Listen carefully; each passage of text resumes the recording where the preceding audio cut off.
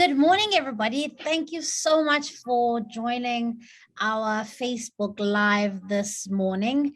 And thank you for showing some interest in the Dear Young Leaders program. And we're really excited to engage with you this morning. I've got my colleagues here who are ready to join me and answer any questions that you may have. And we're going to keep it light and super interactive. And so let me quickly introduce who I have on the panel.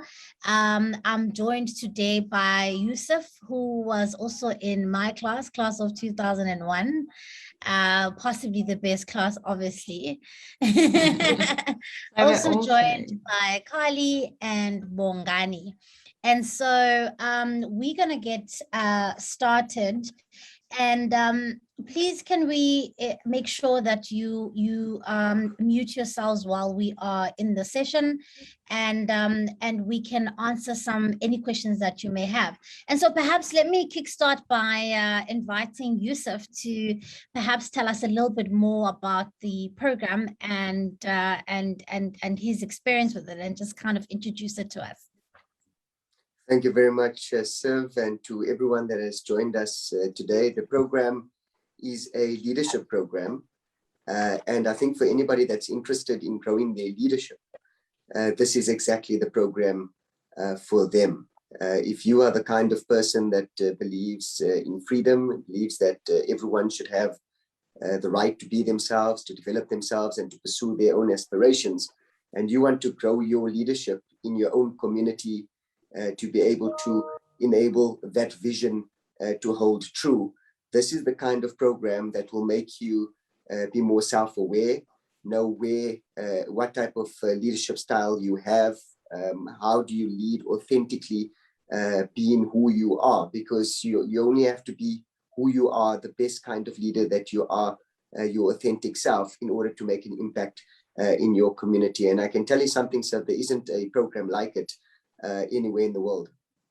Yeah, absolutely. I mean, I know that, I was quite young when I joined the program. I think I was 21, if I'm not mistaken. And I mean, but it blew my mind in many ways, where I was able to, from a very young age, understand what it is that I wanted to do with my leadership journey. So I completely agree with you. And Kali, I want to bring you in here. As somebody who's been in a recent class, I mean, how would you say that the program, assisted you in your leadership journey? Sure, Saviwa, it was a real honor being part of the Young Leaders group last year, even during the COVID time. And I think COVID made me so much more aware that why the Young Leaders program is so a phenomenal leadership program, because it really made me a leader that is equipped during volatile and uncertain times. And I think, if you want to become a better leader, and you already see yourself as a leader, and you want to bring change in a country where we see so many problems and we don't know where to start, and you know that Vidya is the only party that can bring real change in this country, you don't need to hesitate. You need to apply today, because this is the best program to really develop yourself as a leader in our country. Yeah. Bongani, from your side, I mean, what do you think were some of the key things that you took away from the program? Like, what are some of your key learnings? Yeah, well, good morning, Siviwe, and good morning to all the viewers. I think I joined the leadership program at 26, just when I was about to become a ward councillor. And I think the first thing that stood out for me was I learned a lot about myself. I learned through the Enneagram that one of the things that you do during the Young Leaders program, you learn what actually drives you as an individual. But more than that, I actually learned that there are different types of leaders. And I think what the Young Leaders program did for me was it made me comfortable in my uniqueness, but it also allowed my uniqueness to basically cultivate, and it nurtured it. So I think it was a very great experience. Thanks. Yeah. Yusuf, also, I just want to just quickly reflect on also, obviously that, I mean, the DA seeks to attract people from all kinds of backgrounds when it recruits for this program. But it's also quite important for the official opposition in the country to develop not just its own timber, but also to develop young leaders who would then, lead into either our governments, either our councils, legislatures, and I mean, how important is it in a country like ours that has an average, that has such a young population, to have young leaders who are equipped? Well, so what's been so amazing about the DA is that if you are good enough in the DA, you are old enough. Yeah. And we've seen so many young people, not just, I mean, and we know about our incredible leaders in parliament and so forth, but I mean, I'm talking about in councils across the country where DA governments, if I look at, for example, Nelson Mandela Bay, where I am, we have former young leaders that are influencing the government in this incredible city. We have young leaders that have gone into bureaucracies and have really reinvented how they can serve South Africans, and in all walks of life. And I think that's what's so incredible about our political party, is that we believe that young people who are good enough should have the opportunity to express themselves. But we also believe that we must keep giving young people the best tools possible in order to realize their own leadership ability. And I think that's what it's about. It's about how do we take young people that have a passion for freedom in South Africa, and how do we give them the tools and give them the kind of opportunity to express themselves with those tools, so that they can realize their leadership ability. And we've seen that with the program, sir, but we've also seen it with all of the alumnus that have come out of the program. Absolutely. And I love that. If you're good enough, you are old enough. And I think we don't see a lot of that. And just quickly, before we get into the nuts and bolts of what people need to, so I'm getting a little bit carried away because I love this conversation. But Carly, I mean, we've just seen a Zambian election, and we've seen some, an incredible trend, and a lot of people are excited about what this means for the continent, and what this means for young people and new political parties. But I mean, you and I have discussed at length about youth apathy. What would you say to somebody who's saying, look, I mean, I'm not really into politics. I don't know, should I get involved? Should I apply? Is it really a thing for me to do? Should I just focus on what my studies or whatever? I mean, what would you say to someone like that about a program like this? So it's actually so easy, and I say quite often that you can't politics from your everyday life. The decisions that politics are, well, the decisions we see, such as the high unemployment rate we are seeing under young people, or the inability to actually get a degree or to get a job or to actually support your family. When you want to be part of this program because you want to be part of change, and there's no political party in our country that gives such an opportunity. And it's like Yusuf said, I was the youngest in my class. I was still a student. I'm still a student. And it was such an enriching platform for me, because it just showed you there are like-minded people in our country that want to work together. No, we don't all have a political strong background. We have different spheres. Some are students, some are engineers, some are law scholars, but we all have the same thing. We want a better South Africa. And if that's all that you want, a better South Africa, then you should apply. Yeah.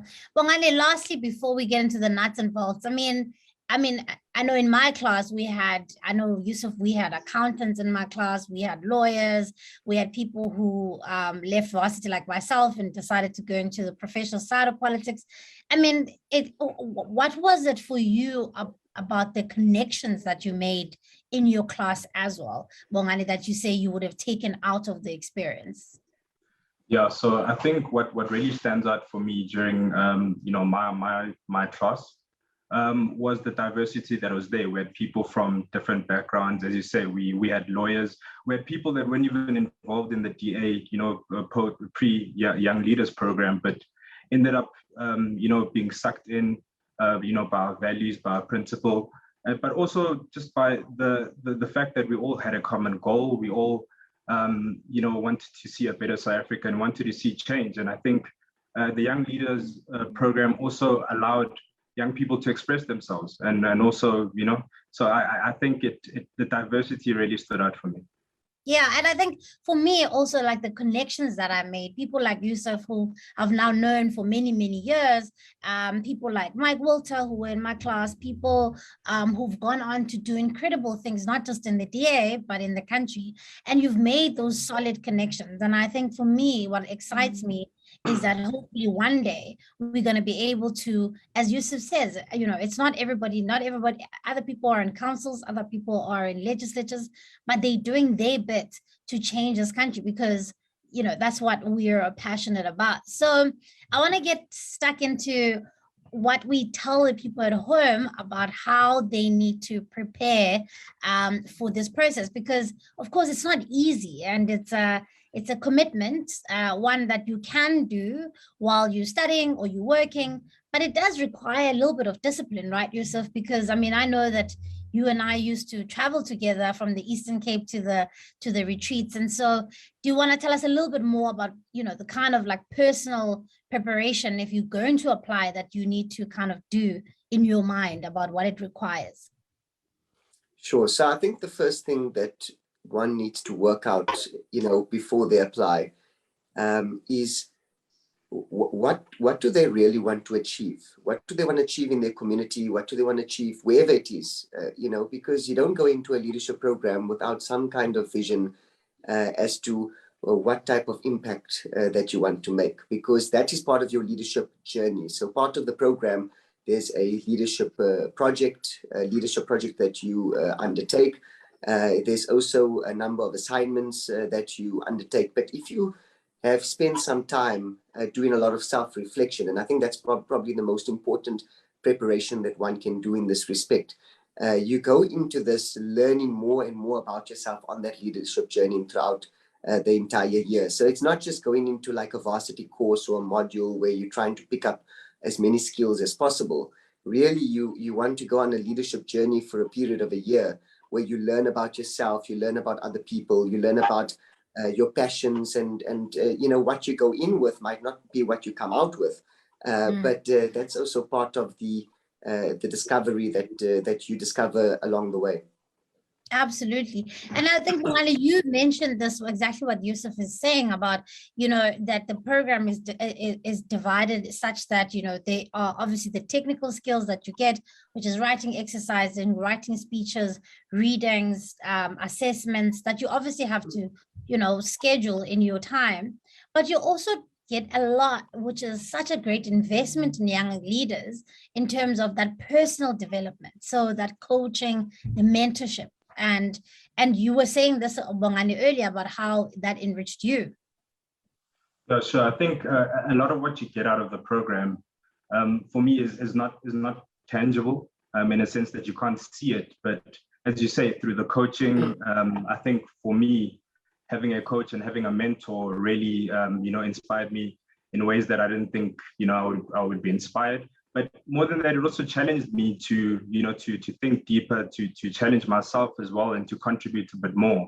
So I think it's. But also there's so much more. There's so much more. There's obviously the tangibles. There's the public speaking, courses that you go on. You go on debating. So there's a lot. There's a lot that challenges you, and there's a lot that I'm even applying today. So yeah, I think it was a great experience. And like Carly, I mean, one of, as Yusuf said, and I liked what he said, that it's not just like going on a university course where you kind of like, get a qualification of a module. You walk away almost as a fully rounded person who's got both technical skills of what it would take for you to step into a leadership position, but also intangible skills, like Bongani said, of, coming home to yourself and almost understanding your why and understanding your intention.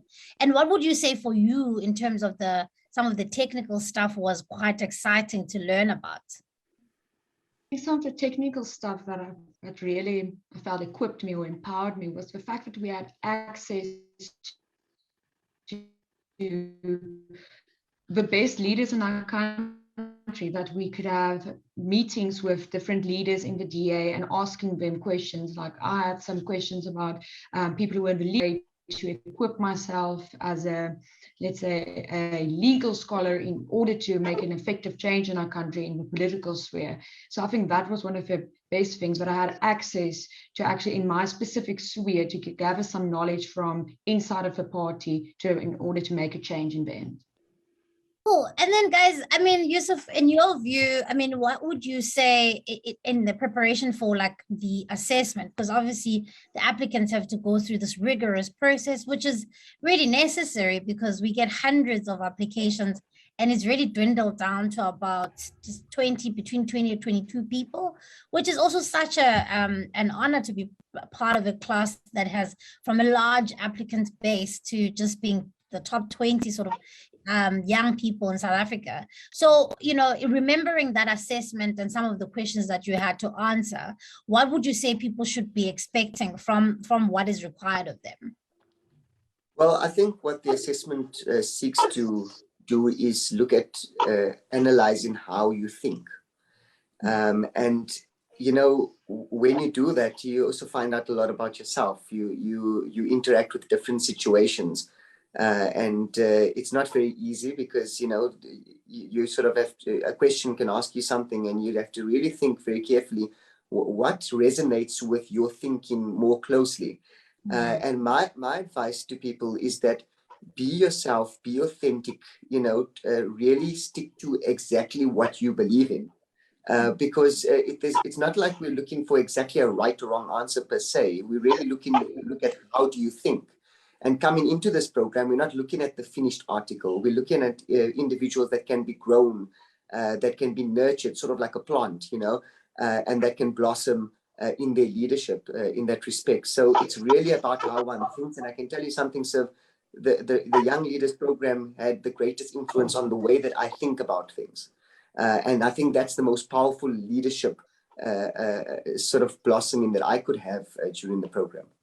Absolutely. And I think one of the things that I think is so important, what you mentioned about the fact that it's not just about the answer that is being looked for, but just the principle behind it, right? So whatever scenario is put to you, I don't know if you guys remember, but you know, you have different scenarios put to you about various things about the principles in our constitution, the rule of law, whatever it may be. But I think what people need to just do then is find what the principle is behind that question and not be too flustered about the actual sort of the detail around the question.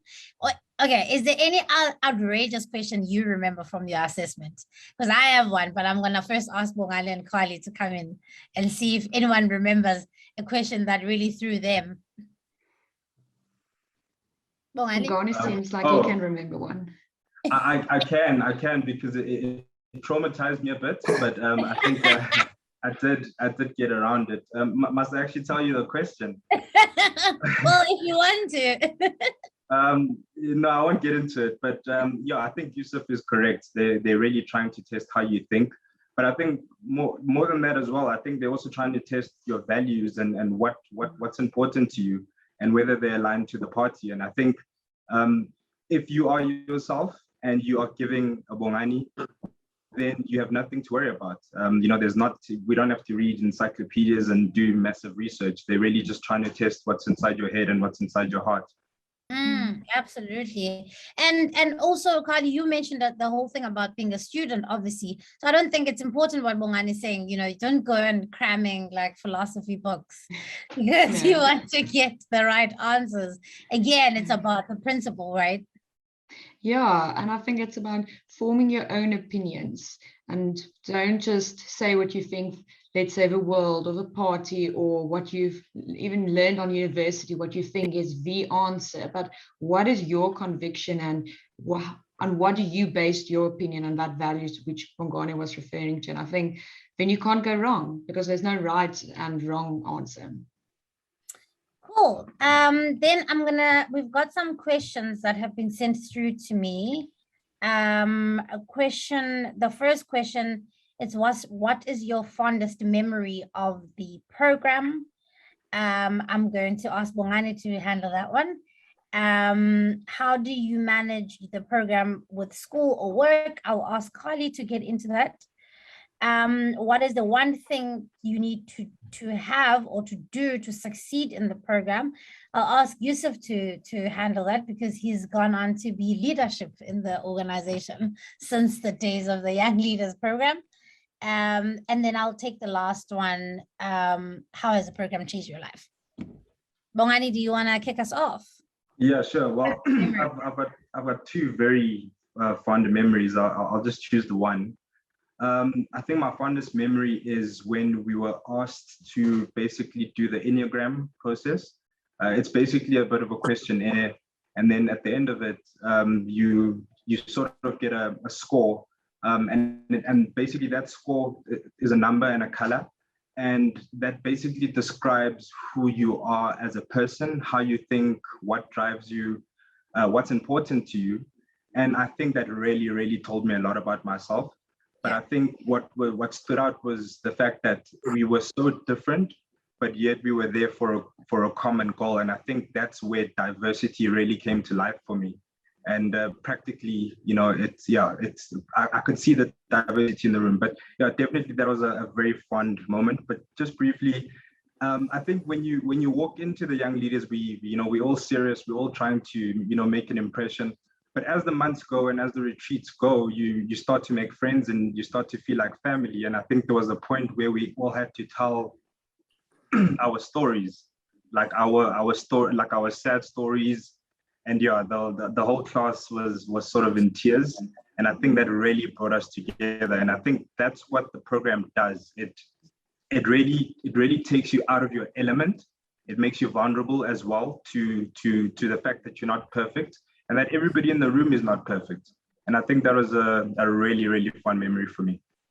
Yeah, no, absolutely. Yeah, and I was about to add that it's more than just the learning and stuff. There's a lot of fun to be had on those retreats, and hopefully we can all get vaccinated so that we can have in-person retreats very soon. Carly, do you want to reflect a little bit more about time management? I think that's a very good and important question. So the Young Leaders is definitely a rigorous program. So don't expect it to be, you have very few responsibilities and you're just going to pass by, putting minimum effort in. So I think it's very important before applying and if applying to also just look at your capacity.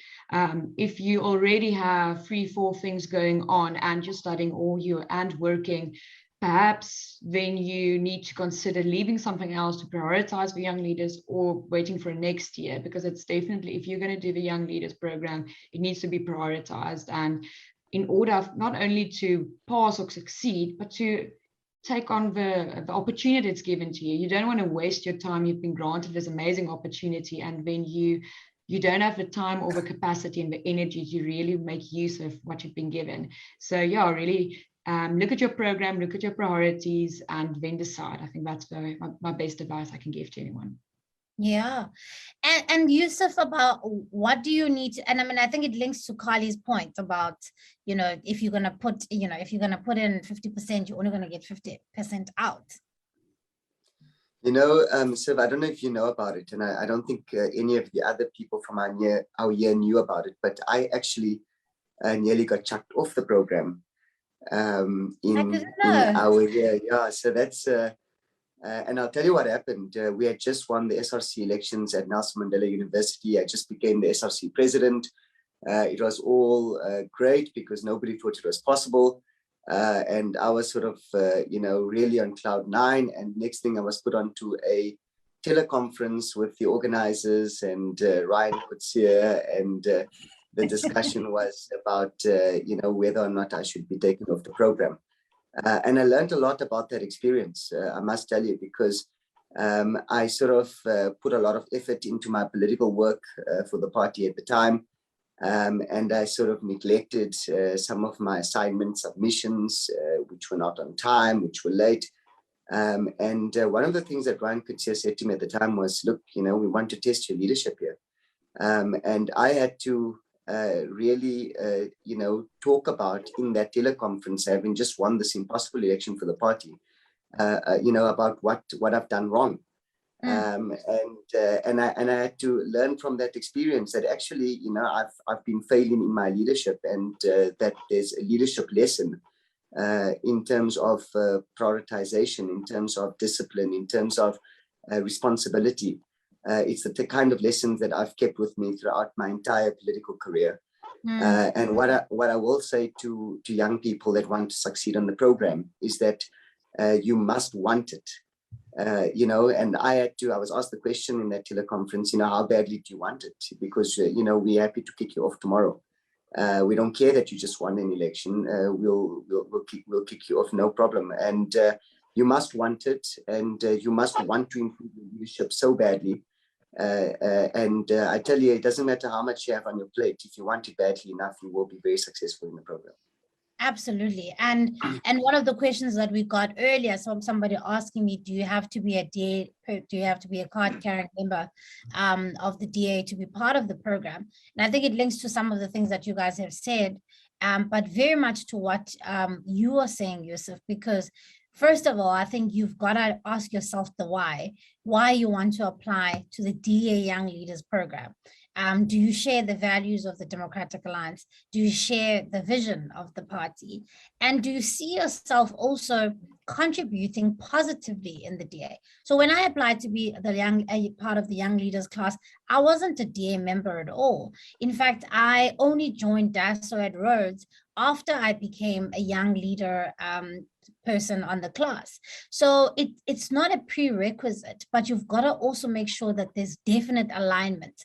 Otherwise, then even in that assessment, you're going to find it very difficult, because remember, we spoke about how there's principles behind some of those questions. And so if there's a principle or values misalignment, then you'll find doing that assignment either difficult, or you'll find that, you know, you don't necessarily share the core values. So I think what Yusuf said is so incredibly important.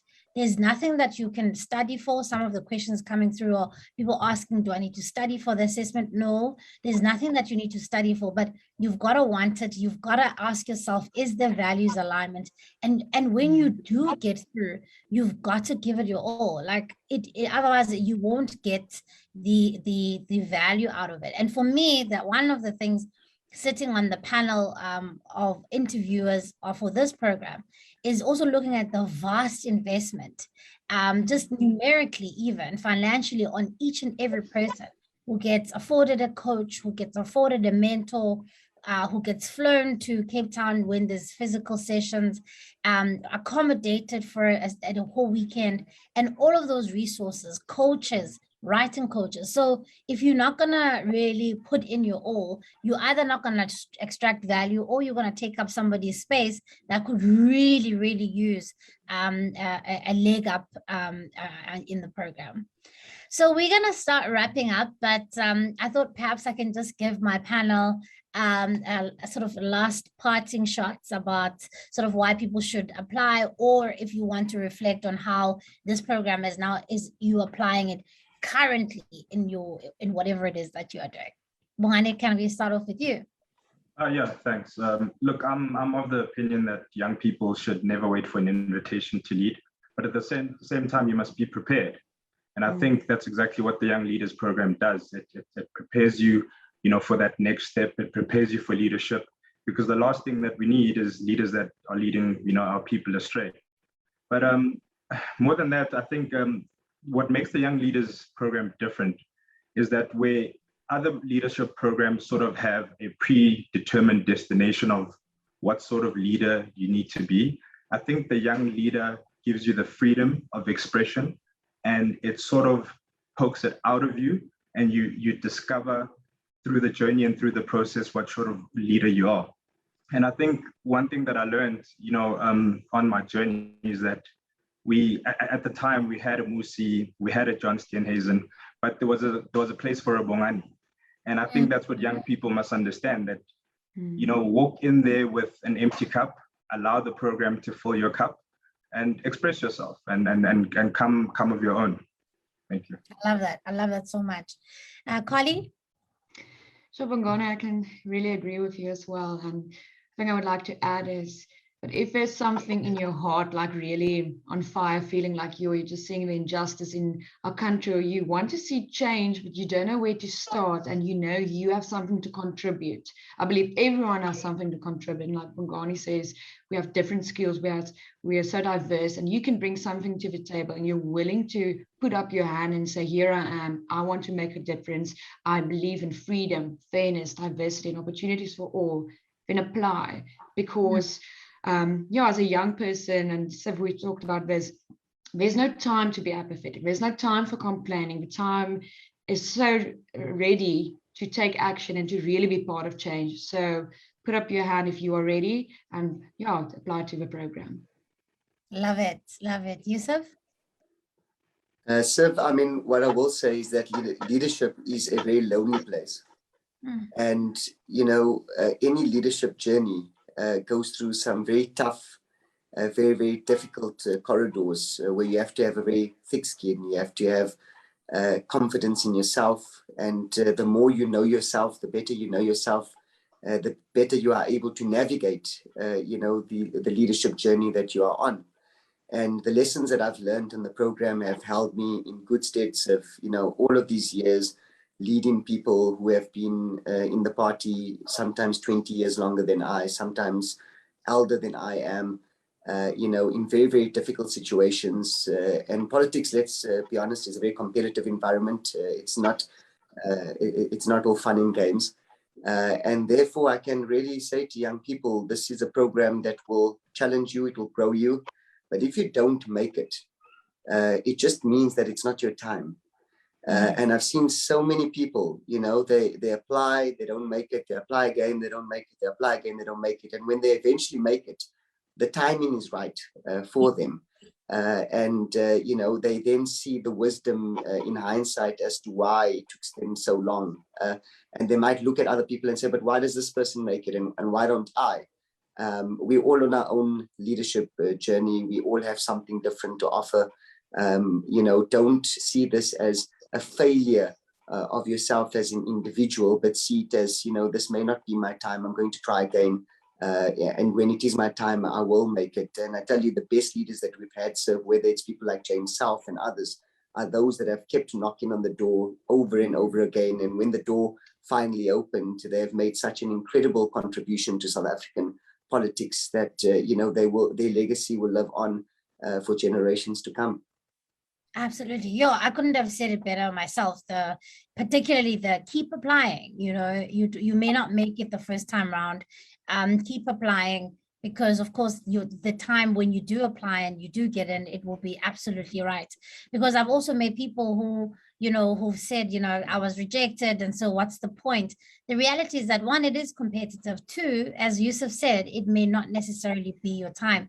And for me, I would say it is absolutely worth it to give it a shot if you're going to follow up with the commitment. That program helped me kickstart my career very early in my life and change my life in a way, and the trajectory of my career very quickly.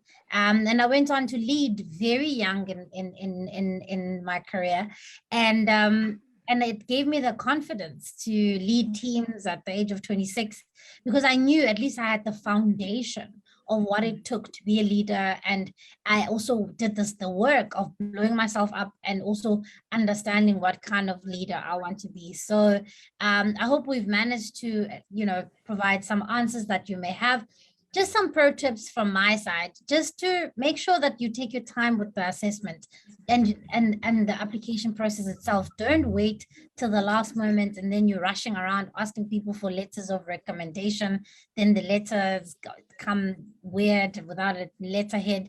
Take your time. It is a cumbersome process to put together the application. Take your time so that you can find the right person who can give you a proper letter of recommendation, somebody who knows you, who can point to some of the things that you are about, and also put in some efforts. Your videos, don't wait until the last moment. Trust me, so the people who go through those applications, they see a rush job. If you are wanting to make an impression, take the time properly and give it your best shot. Thank you so much, everybody. And thank you to my lovely panelists. Thanks, everybody, and thanks for joining us. Good luck.